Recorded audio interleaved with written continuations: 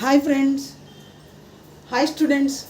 ఈ వీడియోలో మనం ఏపీపీఎస్సి గ్రూప్ 1 గ్రూప్ 2 ఎగ్జామ్స్ కోసం ఇంపార్టెంట్ క్వశ్చన్స్ ఉన్న టాపిక్స్ చెప్పుకుంటున్నాము. గత వీడియోలో మనం భారత పారిశ్రామిక విధానం 1948, భారత పారిశ్రామిక విధానం 1956 పాలసీలు చెప్పుకున్నాం. ఇండియా ఇండస్ట్రియల్ పాలసీ 1948 మరియు ఇండియా ఇండస్ట్రియల్ పాలసీ 1956 పాలసీల గురించి తెలుసుకున్నాము. ఈ వీడియోలో మనం భారత పారిశ్రామిక విధానం 1970 పాలసీ, భారత పారిశ్రామిక విధానం 1970 గురించి తెలుసుకుంటున్నాము. వీడియోలోకి వెళ్ళబోయే ముందు చిన్న రిక్వెస్ట్, దయచేసి నా ఛానల్ సబ్స్క్రైబ్ చేయండి, లైక్ చేయండి, మీ ఫ్రెండ్స్కు షేర్ చేయండి. అలాగే నా ఛానల్ సక్సెస్కి మీ సహకారం ఎల్లప్పుడూ ఉండాలని నేను కోరుతున్నాను. Thank you very much. భారత పారిశ్రామిక విధానం 1970, భారత పారిశ్రామిక విధానం 1970, India industrial policy 1970, Hazari committee మరియు దత్ కమిటీల నివేదికల ఆధారంగా 1970 సంవత్సరంలో సమగ్ర పారిశ్రామిక లైసెన్సింగ్ విధానాన్ని ప్రవేశపెట్టారు. హజారీ కమిటీ, దత్ కమిటీలు గత వీడియోలో 1956 పాలసీ సమయంలో 1956 పాలసీ తర్వాత హజారీ కమిటీ నివేదికను 1967లో సమర్పించారు. అలాగే 1969లో దత్ కమిటీలు పారిశ్రామిక లైసెన్సింగ్ విధానం గురించి తెలియజేశారు. అందులో భారత ప్రభుత్వం ప్రవేశపెట్టిన ఇండస్ట్రియల్ లైసెన్సింగ్ విధానం సరిగా అమలు జరగలేదని, లైసెన్సింగ్ విధానం ఉన్న పరిశ్రమల వికేంద్రీకరణపై దాదాపు ఇండస్ట్రియల్ లైసెన్సింగ్ పాలసీ ప్రభావం శూన్యమని ఈ కమిటీలు అభిప్రాయపడ్డాయి.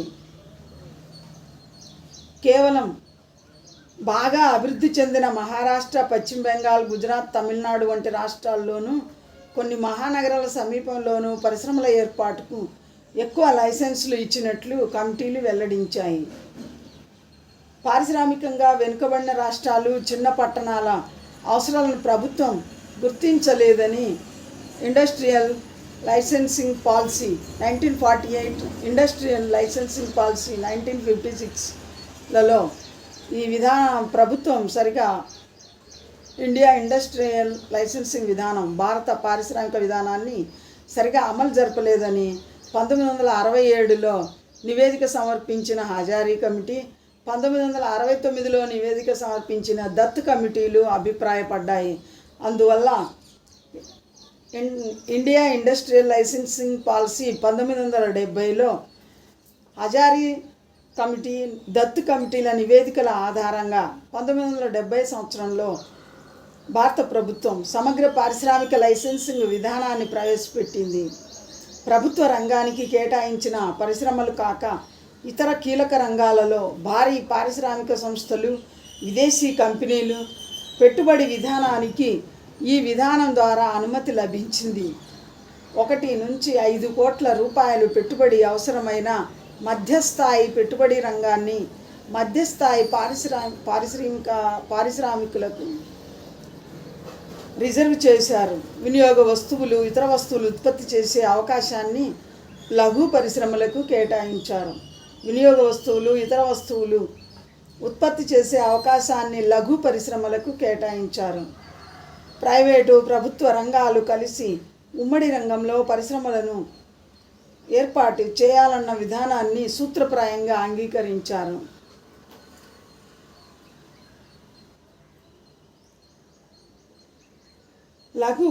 లఘు పరిశ్రమలకు కొన్ని వస్తువులను ఉత్పత్తి చేసే పూర్తి అవకాశం ఉండాలన్న విధానాన్ని కొనసాగించారు.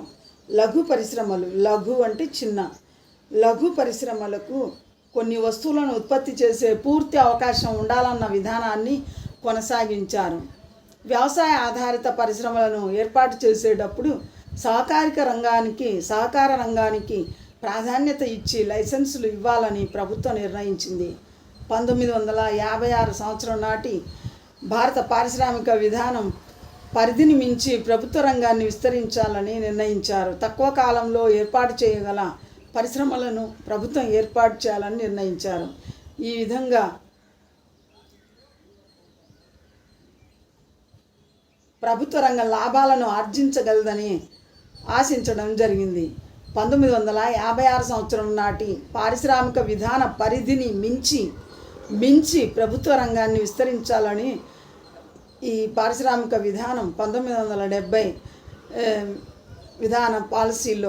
విధానంలో నిర్ణయించారు. తక్కువ కాలంలో ఏర్పాటు చేయగల పరిశ్రమలను ప్రభుత్వం ఏర్పాటు చేయాలని నిర్ణయించారు. ఈ విధంగా ప్రభుత్వ రంగం ఎక్కువ లాభాలను ఆర్జించగలదని ఆశించారు. భారత పారిశ్రామిక విధాన తీర్మానం 1977. భారత పారిశ్రామిక విధాన తీర్మానం 1977. ఈ తీర్మానం చిన్న పరిశ్రమల అభివృద్ధికి అధిక ప్రాధాన్యతను ఇచ్చింది. భారత పారిశ్రామిక విధాన తీర్మానం 1977. ఈ తీర్మానం చిన్న పరిశ్రమల అభివృద్ధికి అధిక ప్రాధాన్యతను ఇచ్చింది.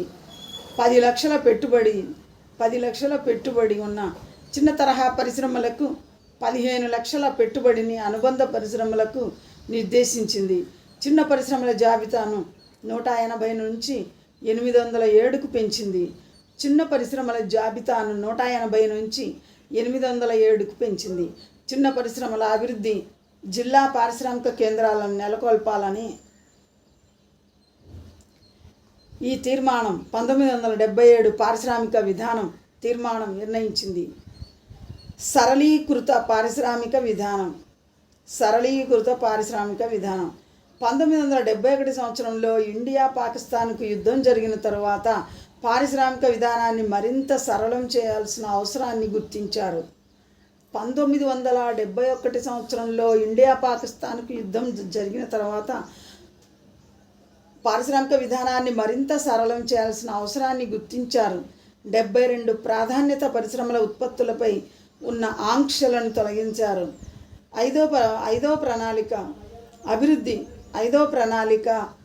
పంచవర్ష ప్రణాళికల్లో 5వ ప్రణాళిక అభివృద్ధి వ్యూహం ముసాయిదా ప్రకారం పారిశ్రామిక లైసెన్సింగ్ విధానాన్ని 1973లో మరింత సరళం చేశారు. మరికొన్ని కీలక పరిశ్రమలను ఏర్పాటు చేయడానికి భారీ పారిశ్రామిక వ్యవస్థలను అనుమతించారు.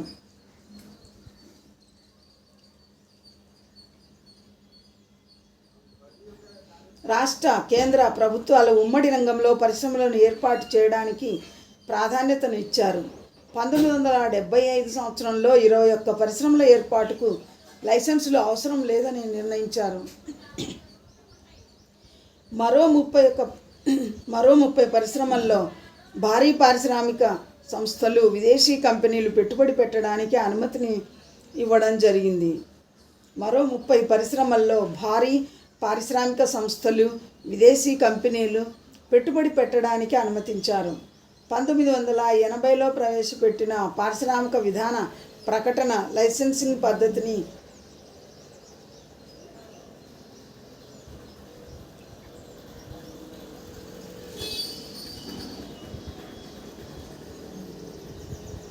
ప్రవేశపెట్టడం జరిగింది. లఘు అనుబంధ పరిశ్రమల్లో పెట్టుబడి పెట్టే పరిమితులను పెంచారు.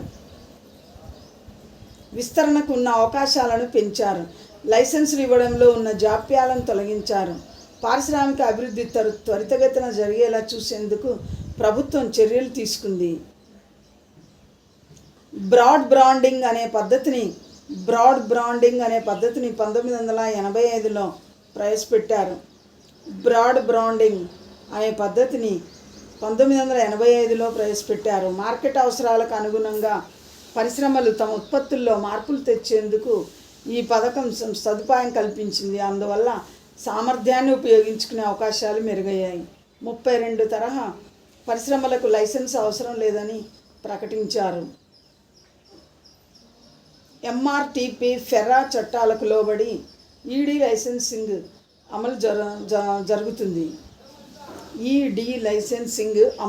జరుగుతుంది. ఎంఆర్టీపీ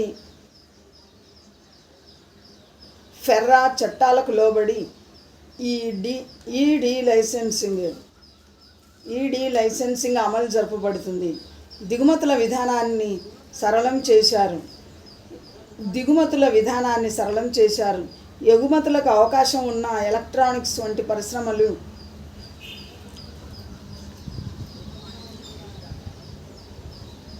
అనుమతించారు. వెనుకబడిన ప్రాంతాల్లో పరిశ్రమలను ఏర్పాటు చేయడానికి ఎంఆర్టీపీ, ఫెర్రా కంపెనీలను ప్రోత్సహించారు. ఎగుమతులకు ఇవ్వాల్సిన హామీల విషయంలో సరళమైన ధోరణి ప్రదర్శించారు. 1985లో నూతన వస్త్ర విధానాన్ని ప్రకటించారు. 1986-87 సంవత్సరంలో నూతన ఔషధ విధానాన్ని ప్రకటించారు. ఈ రెండు విధాన ప్రకటనల వల్ల లైసెన్సింగ్ పద్ధతి సరళం కావడం కాకుండా పరిశ్రమల పెరుగుదలకు ప్రభుత్వం ప్రోత్సాహకాలు అందించింది. పారిశ్రామిక లైసెన్సింగ్ విధానాన్ని సరళం చేయడం అనేది నిరంతరం జరిగే కార్యక్రమం. పరిస్థితులకు అనుగుణంగా ప్రతి సంవత్సరం ఈ పారిశ్రామిక విధాన తీర్మానాలను సమీక్షించాల్సి ఉంటుంది. పారిశ్రామిక లైసెన్సింగ్ విధానాల పనితీరు. పారిశ్రామిక విధానంలో పేర్కొన్న దానికి సాధించిన ఫలితాలకు ఎంతో వ్యత్యాసం ఉంటుంది. ఆర్థిక శక్తిని కొద్దిమంది చేతిలో కేంద్రీకృతం కాకుండా చూడాలని ఈ పారిశ్రామిక విధాన ప్రకటన స్పష్టం చేస్తున్నా కూడా లైసెన్సులు ఇవ్వడంలో ప్రైవేటు రంగంలోని భారీ పరిశ్రమలకు పెద్ద పీట వేశారు. దానివల్ల ఆర్థిక శక్తి కొద్దిమంది చేతిలో కేంద్రీకృతమైంది. సోషలిస్టు సమాజాన్ని ఏర్పాటు చేయాలన్న లక్ష్యానికి అనుగుణంగా విధాన ప్రకటనలు ఎన్ని చేసినా కూడా ఆర్థిక అవసరాలను దృష్టిలో ఉంచుకొని లైసెన్సులు ఇవ్వడం జరుగుతుందని చెప్పడం జరిగింది. వెనుకబడిన ప్రాంతాల్లో పరిశ్రమలు నెలకొల్పాలన్న విధాన నిర్ణయం కూడా ఆశించినంత మేరకు ఫలితాలు ఇవ్వలేదు.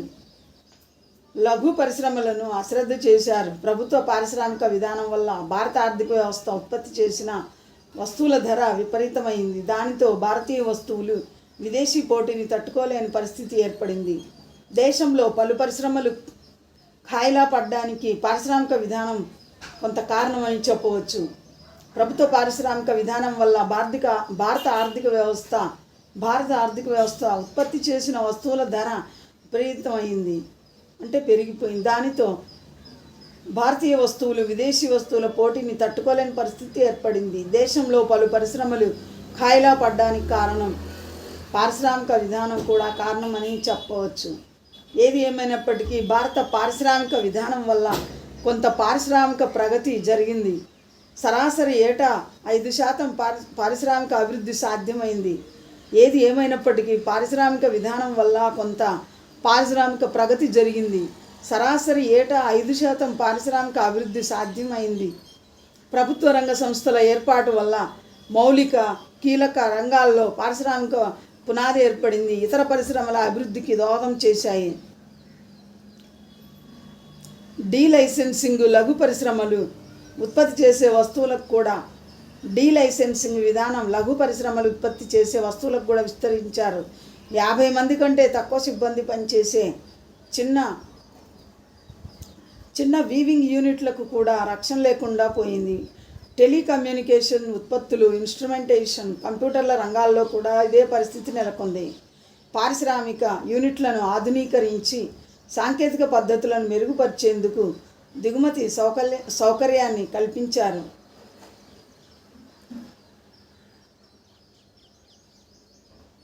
పారిశ్రామిక యూనిట్లను ఆధునీకరించి సాంకేతిక పద్ధతులను మెరుగుపరిచేందుకు దిగుమతి సౌకర్యాన్ని కల్పించారు.